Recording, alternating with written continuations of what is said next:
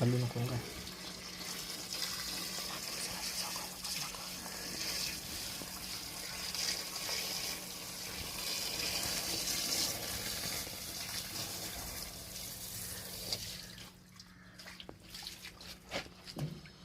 बंद कर.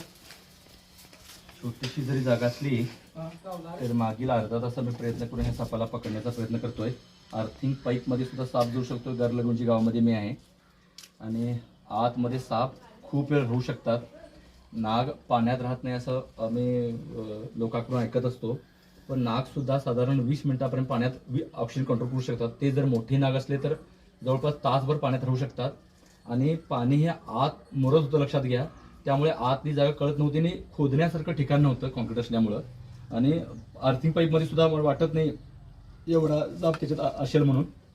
आणि तो पाईपमध्ये गेल्यानंतर पाणी सोडण्याशिवाय पर्याय नव्हता. आणि पाण्यानं साप बाहेर काढला म्हणजे काय, साप ऑक्सिजन कंट्रोल करतात. मग त्याला ऑक्सिजन मिळवणे हा प्रयत्न करावा लागतोय. त्यातून तो बाहेर आल्यानंतर त्या पकडता लागतंय. कारण प्रमाण कमी जास्त होऊ नये ही काळजी घ्यावी लागते. किंवा आत बीळ बंद झालं तरी तो आत गुदमरू शकतोय ही काळजी घेऊ शकते. पण साप पाण्यामध्ये खूप वेळ राहू शकतात. ते विषारी असो किंवा बिनविषारी असो, पाण्यातले राहणार नसले तरीही. पण शक्यतो पाण्यातला साप खूप वेळ राहू शकतोय. समुद्रातले साप खूप वेळ पाण्यात राहू शकतात. पण सर्व सापांना ऑक्सिजन घ्यायला बाहेर यावं लागतंय. आणि याच पद्धतीचा वापर करून आम्ही ते पाणी सोडून वगैरे साप बाहेर काढण्याचा प्रयत्न करत असतो. साधारण 3 वर्ष वयाचा नाग जातीचा हा साप आहे.